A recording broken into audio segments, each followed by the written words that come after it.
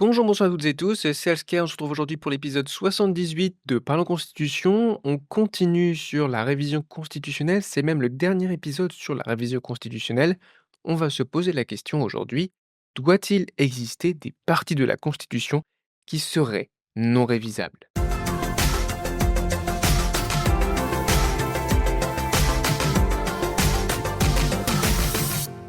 Mais pourquoi cette question? Pourquoi cette question? Eh bien tout simplement parce qu'actuellement, à l'article 89 de la Constitution de la Cinquième République française, il y a d'indiquer ceci, les 2 derniers alinéas: «Aucune procédure de révision ne peut être engagée ou poursuivie lorsqu'il est porté atteinte à l'intégrité du territoire». Ce qui veut dire que s'il y a une invasion d'un ennemi, d'un pays, voilà, qui serait, belliqueux, qui voudrait conquérir la France, s'il y a des ennemis de la nation sur le sol français et que l'intégrité du territoire est compromise, alors il est impossible de recourir à la révision de la Constitution, donc à l'article 89.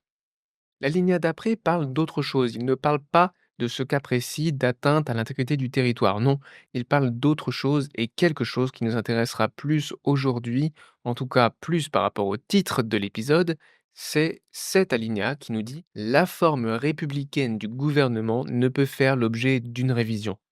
Je rappelle que la forme républicaine du gouvernement, ça signifie, si on applique tout simplement l'idée de république au sens le plus strict, que le gouvernement ne peut pas tirer ses titres autrement que par l'élection et il ne possède pas le pouvoir en tant que personne, ni ne peut l'acheter ou le vendre.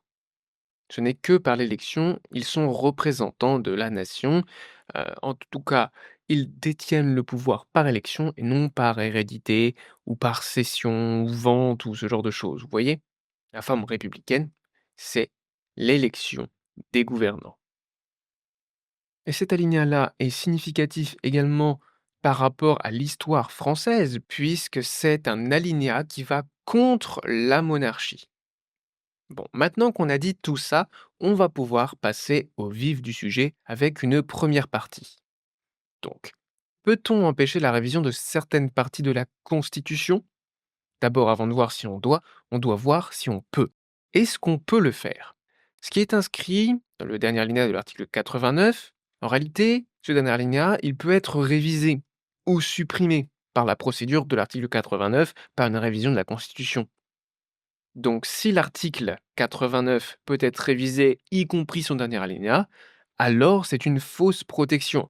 Si on veut changer le caractère républicain du gouvernement pour passer à une monarchie ou autre chose, en tout cas pas à une république, c'est possible en révisant le dernier alinéa de l'article 89. Donc, est-ce qu'on peut ou pas? Eh bien, en réalité, si on peut. On peut, mais il faudrait en plus, après la fin de ce dernier alinéa, il faudrait compléter ce dernier alinéa, pas en créer un nouveau, le compléter d'une deuxième phrase qui viendrait dire ceci: «L'entièreté de cet alinéa ne peut être révisée ou supprimée». Dans ce cas-là, ça fige complètement le dernier alinéa, ça fige complètement cette idée, ça empêche toute révision ou toute suppression.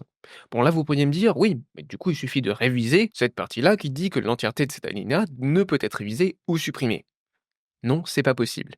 C'est pas possible, pourquoi? Parce qu'on l'a mis dans le même alinéa, parce que cette phrase fait référence à cette phrase. C'est-à-dire que cette phrase dit que cette phrase et tout ce qui concerne l'alinéa, donc également la phrase d'avant, tout ça, ça ne peut être révisé ou supprimé. Donc ça vient réellement figer cet alinéa dans la Constitution, il devient intouchable, ni révisable, ni supprimable. Donc on peut empêcher la révision de certaines parties de la Constitution. Il suffit de faire des phrases de ce type-là en fait. Mais est-ce qu'on le doit pour autant?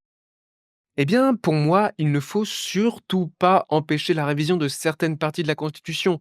C'est un trop grand risque. Pourquoi cela? On l'avait déjà un peu vu dans l'épisode 71, puisqu'on avait déjà commencé à dire que une erreur d'écriture ou d'interprétation par le juge constitutionnel, eh bien en fait, cette erreur d'écriture ou l'interprétation qui en découle, une mauvaise interprétation, une interprétation trop extensive, abusive du juge constitutionnel, pourrait être figée à jamais. Et même si c'est une erreur d'écriture, l'erreur d'écriture serait figée à jamais. L'interprétation, elle, peut toujours changer. Un revirement de jurisprudence du juge constitutionnel, c'est possible. Mais l'erreur d'écriture, non. Donc c'est un trop grand risque à ce niveau-là. Mais ce n'est pas tout. Ce n'est pas tout, car ce qui est important aussi, c'est de dire que c'est une négation du pouvoir constituant. Le pouvoir constituant est là pour modifier la Constitution. S'il ne peut plus sur certaines parties, il n'est plus réellement pouvoir constituant, en tout cas il ne l'est pas pleinement et entièrement. Mais c'est pas le pire. C'est pas le pire, car en fait, c'est une profonde méconnaissance de l'évolution inexorable des constitutions. Une constitution, ça évolue. Les pays évoluent, les États changent. La situation politique évolue, la situation du pays, même en termes humains, en termes matériels, en termes de culture, tout évolue constamment. On est des sociétés humaines, on évolue. Donc, les constitutions évoluent aussi, et elles doivent même évoluer. Alors ce type d'article qui empêche des révisions de certaines parties de la Constitution, ça n'a pas de sens. Ça n'a pas de sens. Et c'est même dangereux. C'est même dangereux car c'est une privation du droit des générations futures à se gouverner elles-mêmes. Le constituant, en bloquant certaines parties de la Constitution, va imposer ces parties de la Constitution aux générations futures. Or, la nation, ce n'est pas que les générations présentes, ce ne sont pas que les citoyens, ou alors peu importe qui est constituant, mais pour nous, c'est surtout les citoyens qui sont constituants. Eh bien, les constituants actuels sont une partie de la nation. La nation, c'est à la fois l'histoire et aussi le futur. La nation, c'est plus grand que le peuple, que le constituant lui-même. On en avait parlé quand on avait parlé de souveraineté nationale. Je ne vais pas développer ici l'idée parce que c'est quand même un sujet assez complexe et surtout c'est très théorique, hein, c'est même assez philosophique, c'est pas vraiment pratique. On pourrait dire: «Oui, c'est le peuple qui est, souverain». Pour moi, non, c'est la nation, mais la nation, c'est quelque chose de très abstrait, en fait. Mais de là découlent différentes, conséquences et notamment ce droit-là des générations futures à se gouverner elles-mêmes. Et ça se comprend très bien. Ça se comprend très bien. Un constituant n'a pas à empêcher les constituants à venir, et de toute façon, il ne le pourra pas. Il ne le pourra pas. Un coup d'État, un changement de constitution, et hop, l'alinéa, le truc qui était figé dans la constitution, eh bien, il disparaît. Il n'est plus figé, tout simplement. Et pour qu'une constitution résiste dans le temps, il faut qu'elle puisse être révisable. Donc aucune partie ne peut et ne doit être non révisable. Mais alors, comment protéger des parties importantes de la Constitution? Eh bien, d'abord, il y a une protection par la procédure. C'est-à-dire que la procédure de révision de la Constitution, je vais rappeler l'épisode précédent, l'épisode 77, c'est déjà en quelque sorte une protection contre l'arbitraire, une protection contre de mauvaises révisions de la Constitution, puisque c'est un processus qui est assez complexe, mais surtout qui laisse la part belle à la réflexion, au temps pour prendre une décision et surtout, heu, une place au débat et à la décision du plus grand nombre, mais de façon éclairée et engagée. D'où l'intervention des citoyens actifs et non pas de tous les citoyens pour la procédure de révision de la Constitution standard. Car il y a une procédure spéciale pour une partie de la Constitution, mais on y revient juste après. Donc, qu'est-ce qui protège? C'est d'abord la constituante citoyenne, le conseil des experts ensuite, et enfin l'adoption par 50% des citoyens actifs inscrits. Cette adoption par 50% des inscrits, c'est donc une majorité absolue des inscrits, donc de tous les citoyens actifs, qu'ils s'expriment ou non. Dans tous les cas, il faut obtenir 50% des inscrits, non pas des suffrages exprimés, mais des inscrits. C'est pas la même chose. Sur l'ensemble des personnes qui peuvent voter, qui sont citoyens actifs et qui peuvent voter, il faut obtenir 50%. S'il y a de l'abstention, il faut donc obtenir plus de 50% des suffrages exprimés. Bien, reprenons rapidement la procédure de révision standard, la procédure de révision de la Constitution qu'on a vue dans l'épisode précédent. D'abord, il y a l'initiative. L'initiative qui est un peu complexe, mais qui donne deux possibilités d'initiative. La première, c'est soit le président de la République, soit 20% des députés, soit 20% des sages, soit 10% des députés et des sages. Qu'est-ce qu'ils font? Ils vont proposer une révision de la Constitution au Parlement, en particulier à l'Assemblée nationale et à la Chambre des sages. Ces deux chambres doivent voter en termes identiques à la majorité absolue chacune, bien sûr, donc majorité absolue des membres de l'Assemblée nationale et majorité absolue des membres de la Chambre des sages, donc des députés et des sages. Eh bien, Chacun, séparément, doit voter un texte d'initiative de révision de la Constitution qui soit le même, qui soit identique. Ou il y a une autre possibilité, c'est le passage par une pétition citoyenne. 10% des citoyens actifs qui signeraient une pétition proposant, donc une initiative seulement, hein, proposant une révision de la Constitution, pourraient ainsi déclencher la procédure de révision de la Constitution. 10% des citoyens actifs ou 6% des citoyens au total, qu'ils soient actifs ou passifs. Ça laisse une possibilité aux citoyens passifs de s'impliquer dans ce processus de révision de la Constitution, même s'ils ne souhaitent pas s'impliquer plus que ça dans la vie politique. Mais si 10% des citoyens actifs signent cette pétition, alors l'initiative est déclenchée. L'initiative, elle précise deux choses importantes. Sur quoi porte la révision? Quel article, quel thème, quel sujet? Ça peut être plusieurs, ça peut aussi être toute la Constitution, mais ça doit être précisé. Aussi, il y a une précision du temps. En combien de temps la révision doit-elle être préparée et proposée ensuite, on le verra juste après, à référendum? Combien de temps est maximum 1 an. Donc maintenant, l'initiative est faite, elle est votée ou elle est proposée par pétition et on a donc la réunion d'une constituante citoyenne. Donc des citoyens tirés au sort, beaucoup de citoyens tirés au sort qui vont travailler sur cette constitution avec l'aide d'un conseil d'experts en droit, en histoire et en sciences politiques. Aussi, tous les Français pourront proposer des idées, des propositions, des arguments en faveur de telle ou telle proposition, par internet, on peut l'imaginer, ou ça pourrait être d'autres moyens, mais en tout cas, ils doivent pouvoir s'exprimer, participer, enrichir le débat de la constituante citoyenne, même si c'est la constituante citoyenne qui va décider, au final, quelle révision sera proposée au référendum des citoyens actifs. Et si 50 des citoyens actifs inscrits, donc encore une fois, une majorité absolue, si 50 des citoyens actifs inscrits votent «oui» à la révision, alors la révision entre en vigueur. La constitution est révisée, elle est modifiée. Ça, c'est la procédure standard. On voit qu'elle est assez complexe et pourtant, une fois l'initiative faite, la révision est quasiment, inévitablement soumise au référendum. Au référendum des citoyens actifs, bien entendu. Pourquoi? Je l'avais dit, hein, je le répète rapidement, tout simplement parce que c'est une question complexe qui nécessite des connaissances politiques, en fait un intérêt pour les politiques, d'où l'intervention ici des citoyens actifs et non de tous les citoyens.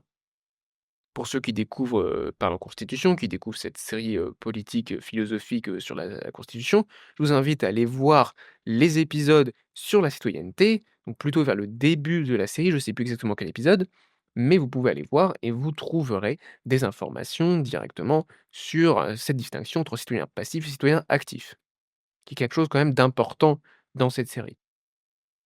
Mais on a une autre procédure, c'est la procédure de révision fondamentale, qui est une protection renforcée des libertés et droits fondamentaux. Les libertés et droits fondamentaux sont protégés plus que le reste de la Constitution. On l'avait vu dès l'épisode 17 quand on avait parlé de la garantie des droits. On avait notamment dit qu'il y avait un référendum ici de tous les citoyens, donc pas que les citoyens actifs, vraiment tous les citoyens.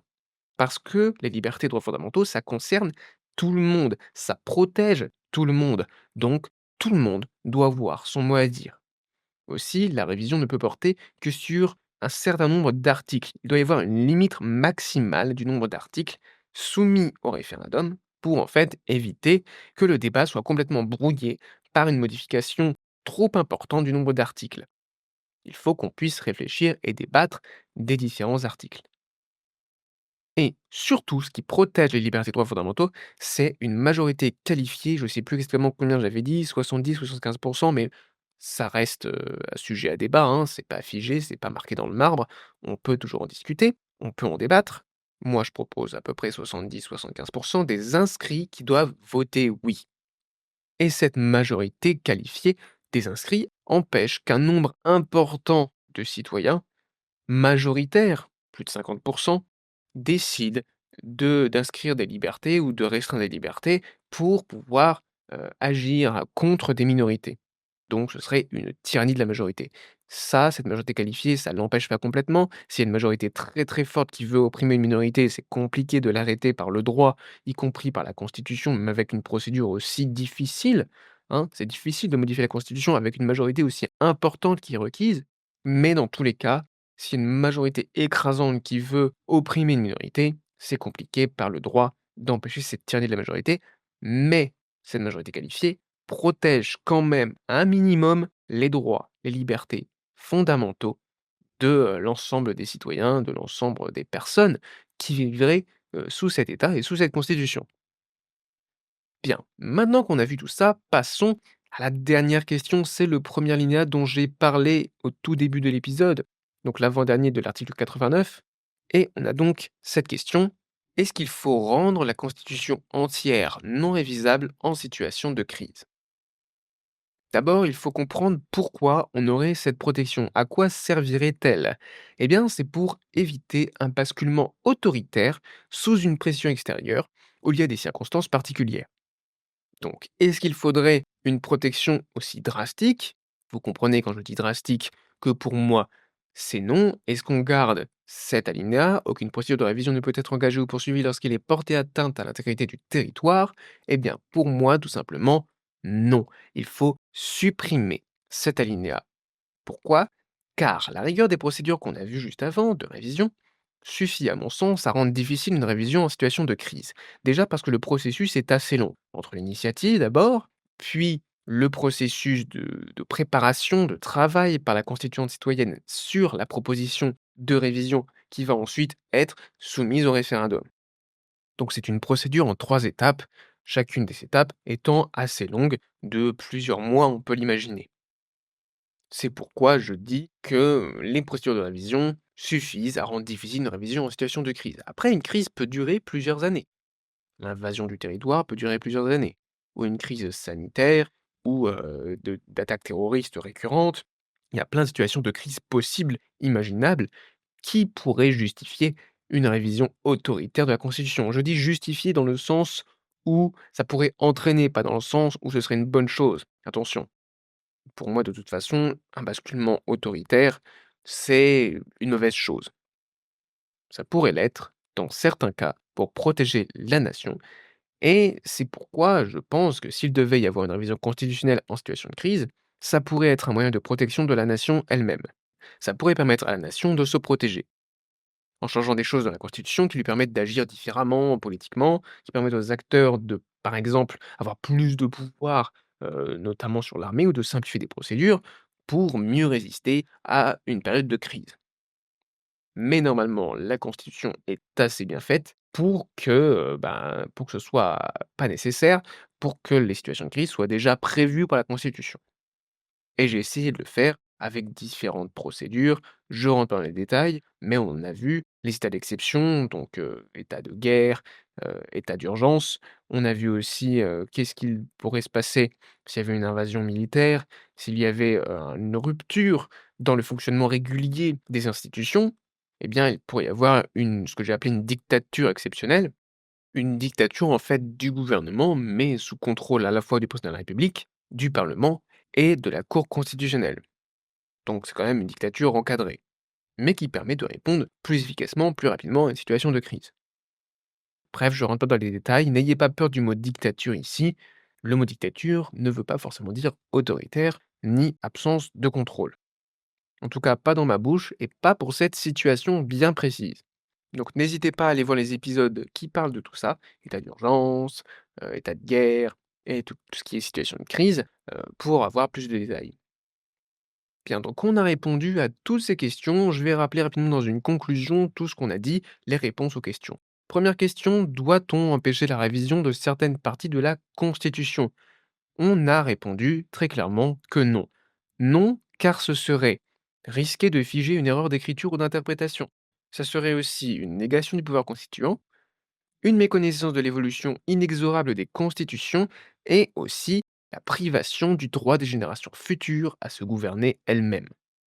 Donc pour moi, très clairement, c'est non. Si, autre question, faut-il rendre la Constitution entière non révisable en situation de crise, notamment lorsqu'il y a l'intégrité des territoires qui est compromise? par une invasion militaire d'un pays ennemi, par exemple. Pour moi, encore une fois, c'est non, car la rigueur des procédures de révision suffit à rendre difficile une révision autoritaire dite de crise. Comment? Par différentes choses, notamment la constituante citoyenne, le conseil d'experts qui vient en fait euh, conseiller la constituante citoyenne et donc mettre en garde, notamment les experts en histoire qui savent très bien que certaines révisions peuvent conduire à des basculements de régime et qui connaissent bien aussi les politistes et les historiens connaissent bien les processus qui peuvent mener à des régimes autoritaires, voire totalitaires. Donc ce conseil d'experts peut déjà éviter un peu cela, rendre plus difficile une révision autoritaire de crise, mais il y a aussi le référendum à la majorité absolue des citoyens actifs inscrits, et pour ce qui est des libertés et droits fondamentaux, une majorité qualifiée de tous les citoyens qui serait requise et donc qui limiterait le risque d'intervention autoritaire, de révision autoritaire de ces libertés et droits fondamentaux. Aussi, s'il devait y en avoir une de révision et qu'elle devait être autoritaire, parce qu'il y aurait une unanimité ou en tout cas une majorité importante qui la souhaiterait, eh bien on pourrait imaginer que c'est un moyen de protection de la nation face à une crise vraiment très très grave. Mais comme je l'ai dit, normalement, il y a déjà des processus que j'ai prévus dans cette constitution qui peuvent permettre de répondre à des situations de crise. Après, l'histoire étant faite d'imprévus, il y a des choses forcément qui peuvent conduire à des renversements de régime. Une invasion totale du pays peut conduire à un changement de régime, c'est tout à fait possible. Et dans ce cas-là, n'importe quelle constitution n'y pourrait pas grand-chose. Bien, donc on en a fini avec ce sujet sur la révision constitutionnelle. Et on a presque terminé de parler de la Constitution. Cette série touche bientôt à sa fin, il reste que quelques épisodes, je vous dis pas combien, pas beaucoup, vous le verrez très bien. La prochaine fois, on parlera d'autre chose. On se demandera si les révisions de la Constitution ou les interprétations de celle-ci ne peuvent-elles pas dénaturer la Constitution construite dans cette série. On va voir en fait, est-ce que les interprétations politiques, les usages pourraient modifier, dénaturer la Constitution écrite et l'esprit que j'ai voulu donner à cette Constitution dans cette série. Donc n'hésitez pas à vous abonner, à liker, à aller regarder d'autres épisodes de la série et à me suivre sur les réseaux sociaux aussi pour plus d'informations, Facebook, Instagram, aussi sur Medium, donc c'est une plateforme de blog, où j'écris des textes qui n'ont pas grand-chose à voir avec la constitution, mais qui sont quand même intéressants sur des sujets politiques, philosophiques, mais aussi parfois plus créatifs disons. Merci encore à toutes et tous, c'était Healthcare et à bientôt pour l'épisode 79 de Parle Constitution. Merci encore. Allez, ciao!